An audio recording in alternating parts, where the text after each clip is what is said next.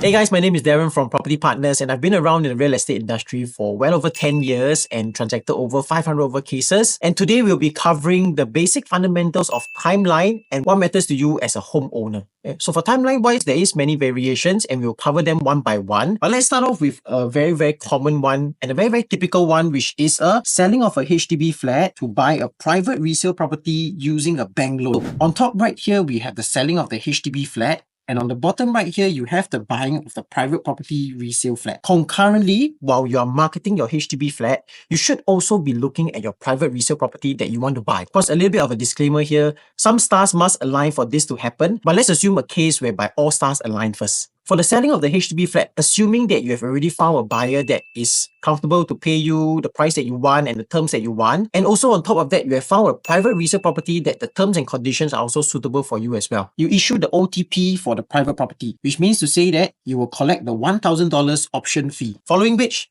the buyer has a 21 days period to decide whether do they want to proceed, and that's when they will exercise the option of the private property. Okay, so for them to exercise the option, that is a $4,000 exercise fee. Okay, so let me pause here and then transit over to the buying first. For the buying of the private property, technically you can issue or you can receive the option anytime before this, but ideally, let's say you want to do it in a very safe manner. So the moment you receive the $1,000 option fee, you can straight away put in the 1% option fee for the private resale property. Okay, most importantly here, you just have to manage your timeline such that the exercise date of your private property must be after the exercise date of your HDB. This is the most crucial step. The exercise date of your private property, the day that you pay the 4% at the law firm, must be after the date that the buyer has exercised your HDB. If let's say this one sounds confusing, do rewind back, because the reason why you're doing that is because when your HDB flat is exercised, meaning to say that you have received the $4,000 exercise fee, in the eyes of IRAS, you have considered to have already relinquished the ownership of the property. Meaning to say that when you exercise the option for your private resale property,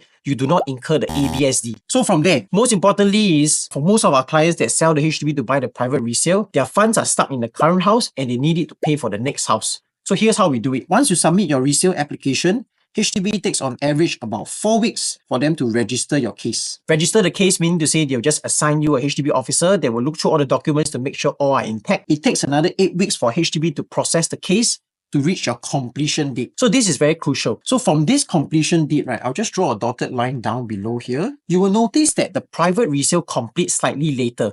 And this is intentional because your HDB resale completion and your private property resale completion has to be 3 weeks apart. Because on the day of your completion right over here for your HDB flat, you will receive your cashier's order, which means to say that your cash will be given to you on the spot. You bank in, within 2 to 3 days, you get your money. So however, for your CPF, it's slightly different. It takes 7 to 10 working days for your money to go back to your CPF account. And from there, the law firm still needs to write in to draw the money down to pay for the private resale.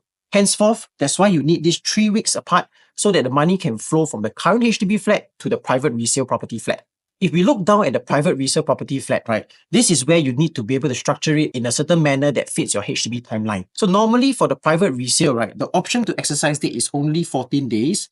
This may or may not be enough for you because you need it to be after your HDB exercise date. And then for the exercise date to the completion date, right, typically this is a 2 to 3 months period. So likewise, you need to be able to structure it slightly longer so that it's actually 3 weeks after your HDB completion date. So of course, this is a very ideal timeline, but things on the ground may not be so ideal. What are the possible scenarios that may happen on the ground that will change this whole timeline? Firstly is that the house that you buy, the sellers may not grant you a 14 days option period, or they may want you to exercise a bit earlier, or maybe you ask for a longer option period, they may not grant you so. So this is something that you need to negotiate pre-hand before you even enter into this agreement. And likewise, for the completion date, sometimes the seller of the private resale property may have their own plans. They need the money from the current house, so they may not grant you a completion date that you want. So this is also up for negotiation as well. And thirdly, if you are sharp enough to notice this, you will realize that here, after the completion of the resale HDB flat, right, you have no house to stay already. That means to say you're homeless. So this is the greatest fear for most homeowners, is that after I sell my house, I don't have a place to stay. What you need to do is, even before you enter into the option to purchase, during the negotiation phase, before you even accept the $1,000 option fee, do find out whether you can ask for an extension of stay. The extension of stay meaning to say after the legal completion of the flat, you are able to stay for up to 3 months. this is your legal extension of stay. So what this legal extension of stay does is that even though you're no longer the owner of the flat, you can stay for another additional 3 more months after the resale completion. Okay, so how this is helpful is that for 3 months, you take it as it's about 12 weeks. But from there, you minus away 3 weeks is because you need to wait for 3 weeks before you get your private resale completion.